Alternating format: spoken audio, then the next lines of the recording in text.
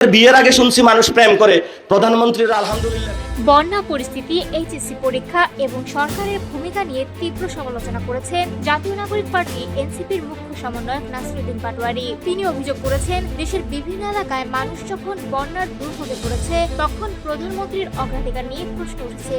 সোমবার সন্ধ্যায় নওগাঁর বদলগাছি ডাক বাংলো মোড়ে এনসিপির দেশ কর্তৃক জুলাই পদযাত্রা কর্মসূচিতে প্রধান অতিথির বক্তব্যে এসব মন্তব্য করেন তিনি। নাসিরুদ্দিন পাটোয়ারি বলেন, বন্যায় মানুষ মারা যাচ্ছে, গবাদি পশু ভেসে যাচ্ছে, অথচ ক্ষতিগ্রস্ত এলাকায় না গিয়ে প্রধানমন্ত্রী অন্য কর্মসূচিতে ব্যস্ত রয়েছেন। তিনি প্রধানমন্ত্রীর ব্যক্তিগত বিষয় নিয়েও মন্তব্য করেন এবং বলেন, জনগণ সরকারের কাছ থেকে সংস্কার, বিচার ও জনস্বার্থের কাজ প্রত্যাশা করে। তিনি বলেন, বন্যার মধ্যেও অনেকে এইচএসসি পরীক্ষার্থী ঝুঁকি নিয়ে পরীক্ষা কেন্দ্রে যাচ্ছে। পানিবন্দী শিক্ষার্থী ও অভিভাবকদের দুর্ভোগের কথা তুলে ধরে তিনি প্রশ্ন করেন, এমন পরিস্থিতিতে পরীক্ষা স্থগিত করা বা বিকল্প ব্যবস্থা নেওয়া যেত কিনা। এনসিপির এই নেতা শিক্ষা মন্ত্রণালয়ের ভূমিকার সমালোচনা করে বলেন, পরিস্থিতি বিবেচনায় শিক্ষার্থীদের জন্য বিশেষ ব্যবস্থা নেওয়া প্রয়োজন ছিল। পানির মধ্যে পরীক্ষার্থীদের যাতায়াতের কষ্ট কমাতে নৌকার ব্যবস্থা বা বিকল্প পরীক্ষা কেন্দ্র করা যেত বলেও মন্তব্য করেন তিনি।